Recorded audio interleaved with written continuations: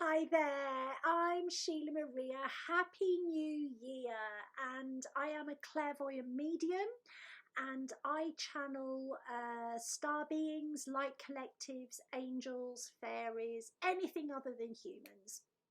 It's wonderful to be with you, and I hope wherever you are in the world you are safe and you are well. Please excuse the way that I look. Disclaimer, I have got long haul COVID. It is wonderful to be with you, and I am a real animal lover. I have two Alaskan Malamutes called Oscar and Lala. They are completely spoiled, and I have a black cat called Toby, and at one point I did have a white rabbit as well. So I have always been able to hear animals. Before I knew I could do what I can do, I've always heard animals. And I thought everybody did. And I've got a funny story to tell you, which is at one point I was doing a webinar. This is many years ago when I first started out. And I had about 20 people. And I raced out the room, and my husband said, "Where are you going?" And I went, "The rabbit wants feeding." And he said, "Sheila, get back in there. You're doing a class." And I could hear my rabbit demanding that he was hungry. My rabbit was completely spoiled as well, and he would be fed like 3 or 4 times a day. So the answer is, can you hear animals? Absolutely, if there is a bond with them. So we're going to break this down. You're always going to be able to communicate non-verbally with an animal that you have got an emotional bond with. We're going to take that a step further. If you have got an animal that you have got an emotional bond with that crosses over, you will be able to communicate with them, whether you know it, whether you don't. Let's take this a step further. If you are an emotional person and you are an open person, so by that I mean if you are generally positive, you may well be able to communicate non-verbally with the animal that's crossed over of somebody that you love. So let's say that you have a loved one who loses an animal and they cross over, and because whether or not you knew that animal, if you have got a bond with that person, and it could be a friendship bond, it could be a client mentor bond, it could just be someone you work with, a bond like that. If you've got an emotional bond with them and you are concerned about them within your heart, then you can probably connect with their animal that has crossed over. We're going to go one step further than that. It is possible, if you can do those things, which if you put your mind to it, you can, it is possible for you to communicate with animals that you've never met, and you do not have a connection with their owner, and you do not have a connection with that animal, but you have a connection with the energy of spirit, and you have an empathic, loving connection with all life forms. And we're going to go one step further than that. It is possible for you to communicate with the group souls of animals, such as the group soul of owl or the group soul of otter. It is also possible for you to communicate with magical, non-physical animal guides, whether they are spirit guides, whether they are unicorns, whether they are dolphins on the etheric realms. You can do that as well. So let's come back to how animals communicate.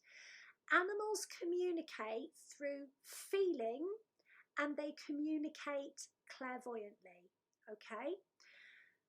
And what I'm going to say to you is, animals will communicate what they want if you are happy to give them that. They will also communicate messages that are urgent.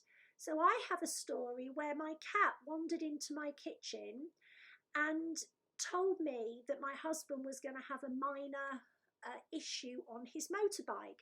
You never warn a motorbiker, you never tell a motorbiker to be careful. I told my husband to be careful, and although he wasn't hurt, his fairing came off and it could have hit him. The cat knew before it happened. So trying to tell him that, well, the cat told me, would make me sound crazy. So animals communicate just as humans do. And they will communicate when it suits them, if they want something, or if they need to pass a message on. In other words, exactly the same way as we communicate. The other thing that we'll say when it comes to working with animals and communication, sometimes you will have an experience of your animal being with you and they haven't crossed over. So your animals have the same ability to astral travel as we do. So we astrally travel, which I've covered in previous videos. Animals astrally travel as well. So I have seen my dog when she was at the vet's 8 miles ago. Myself and my husband heard her howling downstairs, but she was at the vet's 8 miles away. There are also people that when their pet has crossed over, they've seen their pet or felt their pet either moving around their legs, sitting next to them, or they've had a very, very vivid dream that their pet was with them. Okay, and it's no dream, your pet is visiting you. So in order for you to communicate with animals, you've just got to have an open heart. You've also got to be prepared to understand that the animal's priorities are very, very different to ours. They do have opinions. Cats have very strong opinions, okay? And a dog's priorities are going to be very different to yours. They look at things in a very simplistic, philosophical way. Animals don't feel the same about passing over as we feel about them passing over. To them, it is completely natural. Not nice, but natural. And often they know it's going to happen. If you wish to develop your ability to communicate with animals, start with your own animals. Start with the animals of your friends, and communicate with the animal with the permission of the owner. And don't be surprised if they have got very strong opinions, because they can have, okay? They can also tell you quite bluntly what they want. So my dog, when she was little, wanted more water because she liked to jump in the water, and her one message to me wasn't spiritual, it's I want more water to play with. I want more water to play with. The other message she gave is, I'd like to lie between you and Gary, I'd like to come to bed with you both at night. And Malamutes lie like that. There would be no room in our bed for our little girl because she's not little. So communication with animals is very honest, it's very direct, and it's usually very obvious. It's usually not fluffy. They will communicate in a very down-to-earth way. I like this, I like that, she needs to do this, he shouldn't worry about that, they shouldn't feel guilty, I don't like that type of food, I'm not keen on that human. They're very direct and honest. Can you communicate with animals? Yes. Will you hear them? Maybe not, because some animals are not verbal. Some animals communicate through pictures. Very often cats are verbal, dogs are not. Dogs are more clairvoyant and make their presence felt through you'll get a vision. Cats are very, very verbal. Small rodents tend to be verbal as well. And we are talking about communicating with what you consider to be a pet. Okay, so that could be a horse, it could be a friend's horse, a client's horse.